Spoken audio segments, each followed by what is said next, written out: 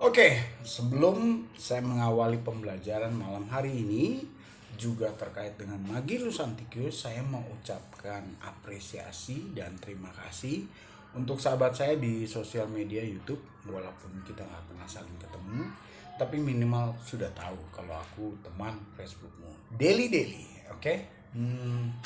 Entah dia di Bali atau di mana, tetapi ini yang menarik. Dalam cuitannya, sehingga saya sedikit mengomentari, karena kami sudah berteman ya saya anggap ya wajar. Oke, tetapi ada satu yang membuat saya tertarik dan beneran deh, kalau kamu ada di Bali, saya akan memberikan harga diskon 50% untuk kalung saya dan saya jelaskan lebih jauh lagi. Oke, begini ungkapannya dalam statusnya. Dia minta diartikan karena dia bermimpi. Salah satu poinnya adalah dia mimpi ular. Oke, kemudian dalam video ini mari kita bahas tentang apa arti mimpi dan mengapa memimpi dan bagaimana sejarah mimpi itu terkait dengan sejarah dan cerita-cerita yang unik, apalagi terkait dengan zaman yang sekarang. Dan juga ada kemampuan yang kalau kita mengasah itu bisa juga menjadi kemampuan yang ya mendatangkan hasil, tapi dengan panduan dan dengan arti yang sebenarnya. Mari kita bahas. Oke, pada sahabat saya seorang yang cantik, cabian seksi lah ya, dengan menarik.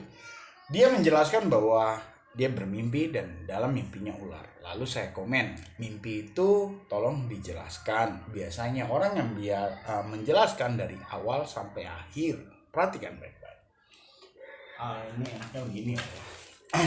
Oke, kita akan mengkisahkan dan mulai mengartikan mimpi, tetapi harus ada keterangan jelas.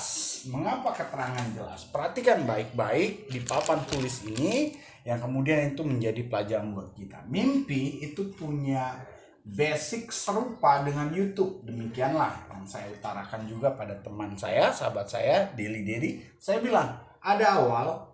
Nah, awal ada akhir. Nah, kok mimpi bisa akhir? Ya, biasanya mimpi itu akan menjadi kategori mati, akhir. Arti mati adalah ketika engkau terbangun. Terbangun itu sama dengan arti mimpi. Mati. Jadi jalannya mimpi ketika Anda tidur istirahat, kemudian tiba-tiba berkaitan apapun juga Anda terbangun, maka mimpi itu mati. Perhatikan baik-baik. Ini adalah pelajaran pentingnya. Ketika Anda bangun dan melanjutkan pada kesadaran, ya, mimpi dan catatan yang Anda alami tentang ini semua terbawa. Udah ya, perhatikan baik-baik. Kalau saya multiversekan pada dimensi hidup, nah ini uniknya. Pada dimensi hidup, yaitu lahir, mati,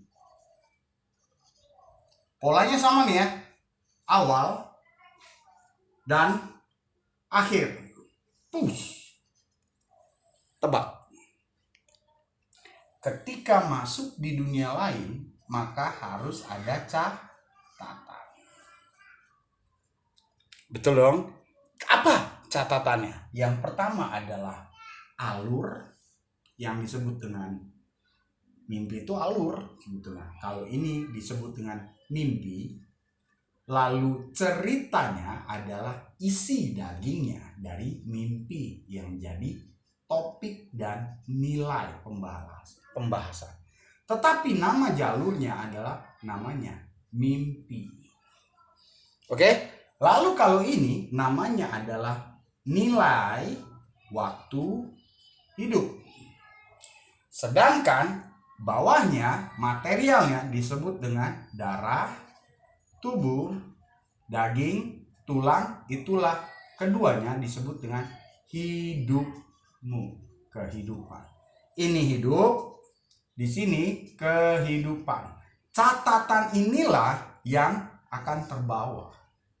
Sama nggak? Durasinya, arti mimpinya adalah sebuah kompleksitas awal akhir, namanya mimpi, dan intisari mimpinya adalah catatan yang kau ingin tahu ketika engkau kembali sadar di dunia yang seharusnya. Keren ya? Oke? Nah, kalau kita sudah tahu pola ini, maka kita bisa polakan. Kalau ini dari lahir sampai mati, maka engkau bisa buat skala. Skala apa? Skala pertumbuhan hidupmu. Nah, mengapa saya kasih begini? Karena bertumbuh dari bayi sampai di sini kan anak-anak seperti kemarin bayi, anak-anak, remaja, pemuda, dewasa, orang tua, lanjut usia, mati. Engkau bisa lanjutkan itu. Nah, artinya, apabila engkau bermimpi seperti sahabat saya ini bermimpi, engkau pantek usiamu di mana?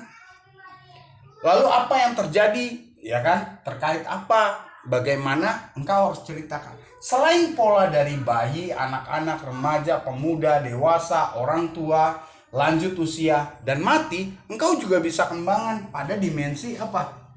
Yang namanya pencapaian. Kok dimensi pencapaian? Ya, dimensi pencapaian adalah hidup pertama. Kemudian dimensi pencapaian ini pencapaian penempatan sebetulnya. Nanti pencapaian dan penempatan. Ini ada pencapaian, ini penempatan dulu dah. Misalnya hidup, ya kan? Lahir itu hidup. Kemudian di sini penempatannya adalah pengetahuan gendermu, pria atau wanita. Kemudian engkau memutuskan untuk menikah, jadi melahirkan orang tua, ya kan? Kemudian jadi kakek, lalu mati. Itu juga adalah penempatan. Kemudian pencapaiannya, ingat kemarin apa itu? Senang, gembira. Lalu setelah gembira, dia kemarin apa itu? Gembira, kemudian sukaria. Remaja sukaria, pemuda sukaria, sukacita itu ada di suka-suka. Kemudian dicinta, kemudian cinta mencintai, bercinta, orang tua, kemudian sampai di sini tahapan bahagia harmonis, ya kan? Nah, ini udah sampai di sini. Nah, engkau pun bisa tahu tentang semua itu. Nah, ini adalah pola-pola dasar bagaimana. Nah, lalu ketika Anda menjelaskan tentang mimpi, ya kan? Dari awal sampai akhir, ya kan? Kalau bisa Anda bantu dengan tidak hanya sekadar mengucapkan, tetapi menjelaskan semua dalam alur cerita. Nah, cara alur ceritanya paling enak adalah terskala, gitu kan? Jadi Anda tulis di kertas, ya kan? Tapi usahakan kertasnya itu lurus, garis lurus. Mengapa demikian? Perhatikan, mimpi itu sama seperti YouTube. Jadi, oke, arahnya ke sana terus. Nah, keren ya, keren. Lalu setelah itu kita baru bisa. Nah, kenapa saya belum mengkaitkan dengan Magillus Anticius? Karena nanti ada di sini. Kok muter-muter lagi kayak Magillus? Ya, karena engkau menghadapi yang namanya ingin tahu arti mimpi dan terkait dengan catatan. Ingat kemarin seperti ini. Yang kemudian engkau terngiang-ngiang namanya.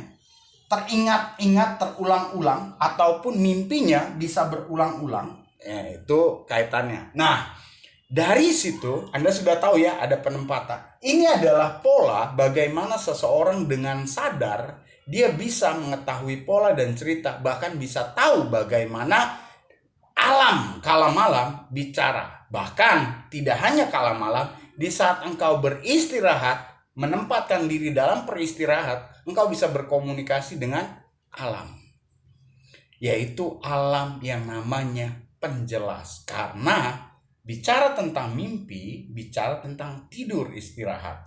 Ketika engkau dalam keadaan tidur bermimpi, nanti ada dinamika lebih jauh lagi apa? Engkau tidak istirahat dalam keadaan bekerja, engkau bisa terbawa karena engkau sudah punya dinamika. Itu adalah dinamika ilmu pengetahuan selanjutnya. Kita sebutnya dalam istilah perfilman itu Dr. Strange dan lainnya Daywalker. Daywalker, mengapa day? Karena siang hari, biasa mimpi itu malam. Nah, cerita tentang 1001 malam, ingat adalah mimpi bagaimana Aladin dan sebagainya. Primbon juga tentang mimpi, tapi dikaitkan pada judi. Karena pada waktu itu masuknya seperti yang saya bilang, Siwa masuk kemudian membawa dadu mata 3. Oke?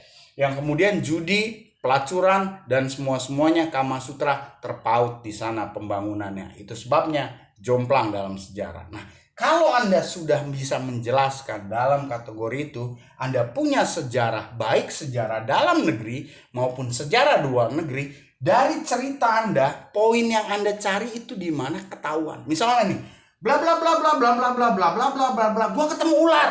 Bla bla bla bla bla bla bla bla bla bla bla bla. Selesai, udah selesai. Iya. Apa yang lu mau tanya? Yang gue mau tanya, apa maksudnya ular itu? Kata ularnya Anda akan dapati ada di spot misalnya. Oh, kalau sudah di spot, maka skalanya Anda ambil, Anda tinggal cari di tempat itu. Oke, wah keren ya. Ya. Nah, pertanyaannya adalah saya mau membawa Anda pada kisah di belah. Apa itu? Kisah matahari disebut Ra dan kisah malam disebut Ha. Rahasia alam namanya. Oke, kalau Anda tidak tahu rahasia alam, maka rahasial. Kau akan jadi sial. Mengapa demikian? Karena kita lanjut. Tahukah saudara bahwa kemampuan menerjemahkan mimpi pernah diceritakan lintas agama? Nah, ini dia. Lintas agama itu punya pengertian bahwa hal itu punya kemampuan seluruh rata dalam dimensi kemanusiaan. Ternyata manusia itu di seluruh dunia ya punya kemampuan mimpi dan bisa mimpi. Tidak peduli engkau agamanya apa. Itu sebabnya cerita dalam kemimpian mencakup di berbagai macam sisi agama. Jadi kemampuan mimpi adalah punya kemampuan manusia, bukan soal agama. Oke? Jadi ini bicara tentang teknologi, bagaimana alam bisa memunculkan bahasa alami kealamian. Karena kalau Anda tahu tentang alam lahir, ini adalah alam alami kealamian. Itu adalah arah perkembangan. Sama pada jalur hidup, hidupi kehidupan. Oke ya, udah ya. Nah, ketika alami, maka itu ada pembelahan antara dirimu dan diri orang lain terkait dengan pasangan. Itu adalah titik tengah yang tidak boleh diparadokkan secara berlebihan. Paradok memang ada, konflik memang ada, ya dan tidak itu memang ada, baik dan buruk itu memang ada. Tetapi bagaimana engkau mengerti dan jalan terus sesuai dengan arahan alam, itu namanya mutlak, harus. Jadi ya dan tidak boleh lebih tinggi daripada hukumnya mutlak. Kategori itu dalam terjemahan dosa tidak dosa, kehidupan tetap lebih unggul. Mimpi di atas agama nilainya. Oke. Cerita agama, cerita mimpi, cerita kepemimpinan, cerita masyarakat, cerita tentang alam pernah ada di satu buah kisah yang juga menyangkut tentang dunia mimpi dan di mana keadaan itu terkait dengan alam sedang mengedukasi masyarakat, juga termasuk pemimpinnya. Oke, kita cerita tentang apa? Ya, kita cerita tentang namanya Yusuf. Mengapa Yusuf begitu menarik? Perhatikan, karena versus Fir'aun. Apa ininya Firaun? Firaun kan begano-begono. Firaun. Firaun kan begano-begono. Anda jangan lupa, Firaun dan negerinya, kerajaannya meninggalkan sebuah catatan yang pertama, detailing. Kata detailing ini penggunaan seni dan penggunaan otakmu dengan teliti itu bisa menggambarkan semua di dinding piramid. Artinya orangnya nggak bodoh. Tapi Firaun di zamannya Yusuf dia tidak bisa mengartikan mimpi. Ada yang salah. Kenapa? Karena standar Firaun adalah tentang kepala dan bulatan. Namanya Ra dan Ha serta Wa itu ada Aten, the Watcher, dat sebut Aten, itu ada di Mesir tempatnya Firaun. Jadi mustahil Firaun yang dimaksud tidak bisa mengartikan mimpi sampai memunculkan yang namanya Yusuf yang juga asalnya dari negeri yang sama, tetapi dikisah pada peradaban yang berbeda. Jadi paham ya? Mengapa demikian? Karena apa yang ditinggalkan berbeda dengan diceritakan oleh kaum munafik. Nah, kaum munafik begitu. Jadi, apa yang terjadi? Ada pengeditan dan ada penggubahan oleh orang-orang yang tidak bertanggung jawab. Pertanyaannya adalah, oleh siapa? Ini Firaun nggak bisa baca mimpi, berarti lu kasus di kepala dan otak. Kita bahas soal Firaun, tetapi di dimensi sebelumnya. Kita bagi belah. Mengapa demikian? Karena kita akan bicara tentang Ra, itu bergerak di daerah yang namanya Alexander, Babel. Alexander ke arah Babel itu adalah Ra dan Ha. Babel itu adalah Ha, kala malam. Karena kita tahu Babel rusak, maka hanya bagian Babel lah yang tidak bisa mengerti tentang bahasa malam. Itu sebabnya tumbang. Udah paham? Udah. Lalu Firaun dia tidak mungkin tidak adil. Ra, karena bapaknya Adam dan Hawa mengajarkan kekomplitan, yaitu Wa sebagai pemilik waktu, dan pelaksanaan aplikasi waktunya oleh Ra dan Ha. Kemudian terkait dengan ibu pertiwi, Earth namanya. Itu sebabnya semua peradaban yang digambarkan pada dinding di kedalaman bangunan yang besar. Saya tidak mau bahas siapa yang bangun. Saya mau bahas siapa yang gambar di dalam bangunan yang besar. Yang itu mengkategorikan bahwa pembangunan karakter orangnya sesuai dengan gambar dan penjabarannya, itu mustahil orang yang tidak tahu tentang siang dan malam dan bagaimana komunikasi dengan alam. Tetapi Firaun yang ini tidak bisa mengartikan mimpi. Dan tebak apa yang terjadi? Di dalam kisah Yusuf dikatakan alam sedang berurusan dengan sebuah masa. Alam membawa masa, membawa waktu, kemudian menghajar peradaban di dalam sebuah ekosistem dan lingkungan. Kita sebut sekarang bahasanya adalah pancaroba dan climate changer secara skala dunia. Kalau dulu secara daerah-daerah namanya pancaroba. Tapi sekarang climate change karena terlalu banyak tempat yang berubah. Salah satunya yang kita alami sekarang peningkatan UV dan sebagainya. Well, hari ini saya buat video, saya harus minta bantuan kepada teman untuk cerita tentang koral saya punya kemampuan di saat hidup, di saat mati bagaimana. Tadi dia udah kasih kabar bisa kok di Money Changer. Tapi saya belum siapin barang-barangnya karena saya harus siapin barang yang sudah jadi kalung maupun yang masih mentah, apa yang dilihat rupanya. Tapi saya pikir seandainya saya punya dana, karena dana saya terbatas, ada banyak bor juga udah rusak, kebakar karena mungkin terlalu terforsir, tetapi karena ya satu yang lain termasuk pengkondisian dari kalian, termasuk dari si VW, Kodok, dan Gogo, CLDX, dan Faktor X, serta ya sangkutan-sangkutan partai-partai yang gantungannya, jangan bilang enggak. Kemudian juga masyarakat yang munafik nggak tahu diri, jangan bilang enggak. Oke, jadi itulah yang terjadi di masa Firaun. Oke, nah lalu siapakah Firaun ini? Firaun ini adalah turunan Haman. Mengapa Haman? Atau si anaknya Harun? Nah, itu antara dua itu. Kenapa? Karena kemampuan dia adalah turunan dari Babel. Bukan turunan Anubis. Bukan turunan Leon. Mengapa? Anda boleh ikuti cerita saya di cerita Ironi Tragedi, bagaimana Anubis bersama dengan mantunya Leon bersama sang putri, karena anaknya yang lain mengalami pembunuhan oleh anak dan istrinya sebetulnya, lalu dia jadi duda, Anubis jadi duda. Lalu bagaimana Anubis yang lain setelah bapaknya dibunuh juga, lalu masuklah kaum Babel yang didukung oleh Ham dan Set, yang kemudian masuk menggerogoti, yang membuat Firaun tidak lagi bisa berbahasa alam dengan jelas. Siapa Yusuf? Yusuf adalah turunan terkait dengan Abraham. Ya, ada nama Abraham terkait dengan klan H namanya. Ada klan Ra, ada klan H.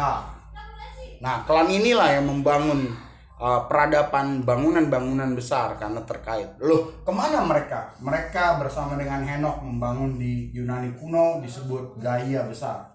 Dan ini tidak bisa diutak-atik.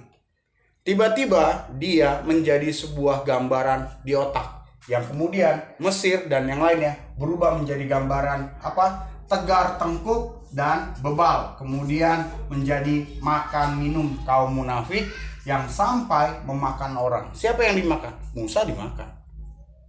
Yusuf dibunuh. Setelah Yusuf dibunuh, bangkainya diserahkan, dibuang pada buaya. Itu sebabnya munculnya Sobek adalah setelah Yusuf mati. Sebagian dikorbankan pada dewa-dewa. Itu sebabnya dewa-dewa muncul setelah Firaun yang tidak tahu diri, tidak bisa bahasa malam, dan terkutuk dengan pasti. Nah, dari situlah kita belajar. Oke? Nah, itu sebagian tentang mimpi.